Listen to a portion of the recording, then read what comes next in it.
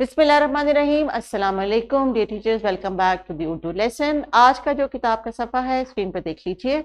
और सफ़े को शुरू करने से पहले हमेशा की तरह हम पिछले असबाक की कुछ दोहराई कर लेते हैं। कुछ दोहराई टीचर्स जो पिछले सबक में हमने गिनती सीखी थी उसकी स्क्रीन पे आपको नज़र आ रही है, और बाकी आपने पेश, ज़ेर, ज़बर वाले जितने भी अस्वाद थे और कुछ अल्फाज थे उनको प्रैक्टिस करना है तो ज़रूर कर लीजिए ताकि हम आगे बढ़ सकें आज के सबक की तरफ। So please pause video.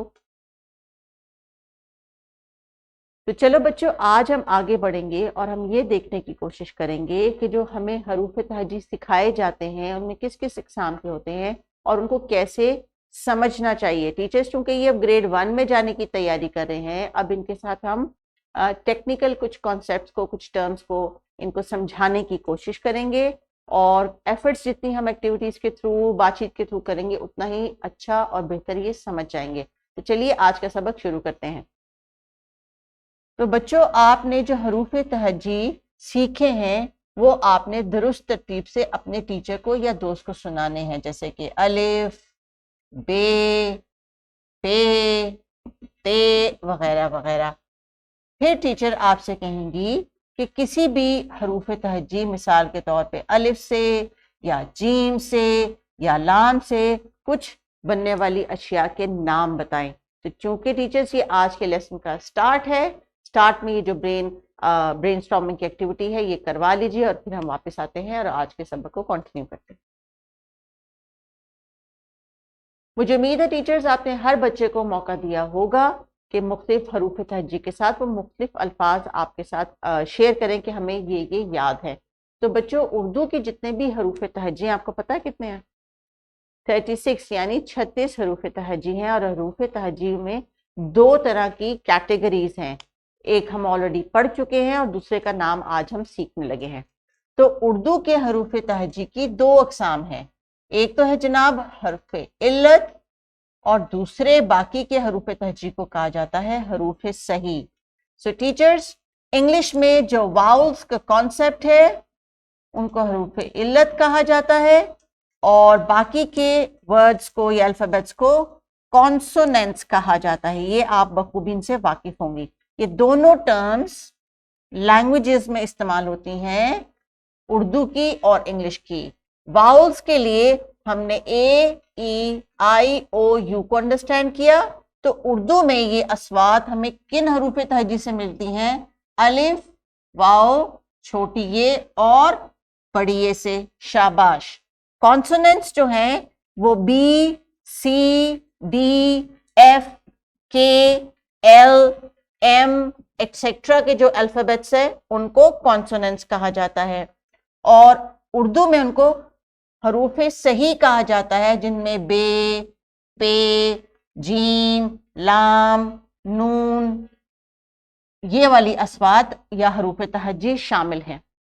तो देखिए टीचर्स, आपने वही कॉन्सेप्ट जो हम इंग्लिश में लेके चल रहे हैं वाउल्स और कॉन्सोनेंट्स का, क्योंकि वो भी अस्वात हैं यानी साउंड्स है, फोनिक्स है, और उर्दू में भी वही साउंड्स है और वही फोनिक्स हैं, लेकिन चूंकि उर्दू में हरूफ तहजी ज़्यादा है because of Arabic and Persian, क्योंकि ये अमेलगमेट है साउंड्स का, इस वजह से हमने जब डिफरेंट साउंड्स की प्रैक्टिस की है तो हमारे बच्चों के पास, सब कॉन्टिनेंट के बच्चों के पास एक से ज़्यादा या 36 से ज़्यादा अस्वाद भी मौजूद है, क्योंकि वो डिफरेंट लैंग्वेजेस भी बोलते हैं। इसलिए इंग्लिश की सिर्फ 44 साउंड्स हैं या फोनिक्स हैं, और जो उर्दू सिर्फ उर्दू है उसमें 59 साउंड्स या फोनिक्स होते हैं। और इन तमाम साउंड्स को इकट्ठा करें, पश्तो, सराइकी और दूसरी भी जितनी भी लोकल ज़ुबानें बोली जाती हैं उनकी आवाज़ों को भी इकट्ठा करें, और वो बच्चे जिनके घरों में 3 से 4 मुख्तलिफ ज़ुबानें बोली जाती हैं, जो कि इंटरकल्चरल और इंटर फैमिलीज मैरिजेस हैं, वहाँ पे बच्चों के पास और भी ज़्यादा आवाज़ होती है। इसलिए वो बच्चे ज़्यादा बेहतर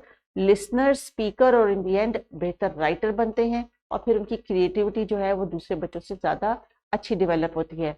तो अगर आपके घर में उर्दू, कश्मीरी, पश्तो, पंजाबी, इंग्लिश, ये इतनी सारी लैंग्वेजेस को समझा जाता है, इसका मतलब ये है कि आप ऑलरेडी, आपके बच्चों के जहन ऑलरेडी बहुत सारी अस्फात से फेमिलियर है। अब इस खजाने को आपने कैसे इस्तेमाल करना है, बच्चों में मजीद सलाहियतों को कैसे लेके चलना है, उसका बेस्ट तरीका ये है कि आप अपनी क्लासरूम में اپنا جو ریڈنگ مٹیریل ہے اس کی بہت ساری ویرائٹی کو ایڈ کرنا شروع کر دیں، اور آہستہ آہستہ دیکھیے گا کہ بچوں کی کتنی زیادہ اسپیکنگ سکل کے ساتھ ساتھ ان کا کانفیڈنس کتنا ڈیولپ ہوگا، کیونکہ ہر زبان اتنی ہی اہم ہے، جتنی انگلش اہم ہے اتنی ہی اردو اہم ہے، اتنی ہی آپ کی لوکل لینگویج اہم ہے، کیونکہ یہ ایک مینز آف کمیونیکیشن ہے، اور مینز آف کمیونیکیشن میں کوئی بھی لینگویج پہلے دوسرے یا تیسرے درجے پہ نہیں ہوتی، سمجھنے میں اور بولنے کی ترجیح ہوتی ہے، اس میں جو بہت زیادہ اچھی اور سمجھی بولی جاتی ہے، فلوئنسی جس کی زیادہ ہوتی ہے، علاقائی زبان ہوتی ہے، وہ آپ اس کو نمبر 1 پہ رکھ سکتے ہیں،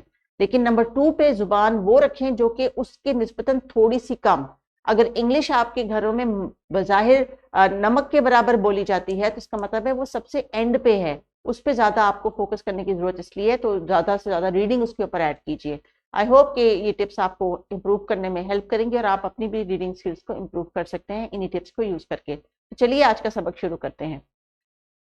جیسا کہ بچوں اور ٹیچرز آپ کو بھی حروف صحیح اور حروف علت میں فرق اور ان کی سملیرٹی انگلش اور اردو میں نے سمجھا دی۔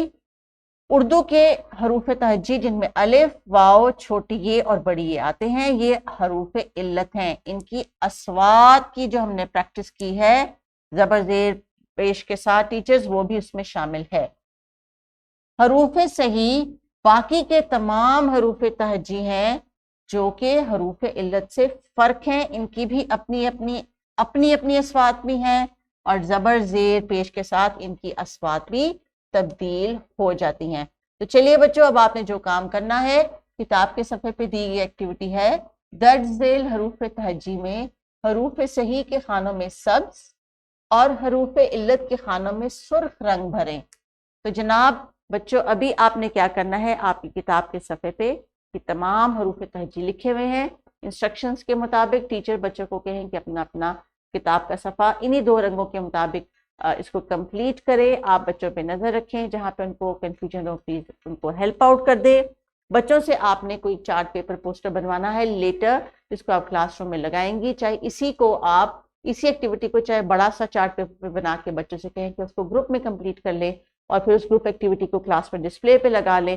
اس طرح ان کے واؤلز اور consonants, you can do the same activity in the English lesson also.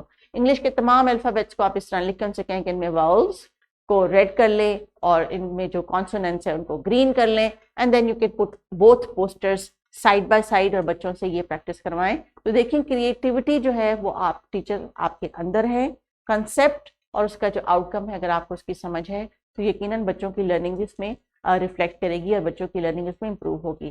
تو پلیز کنٹینیو کیجیے اپنی ایکٹیویٹی کو۔ ٹیک کیئر، اللہ حافظ۔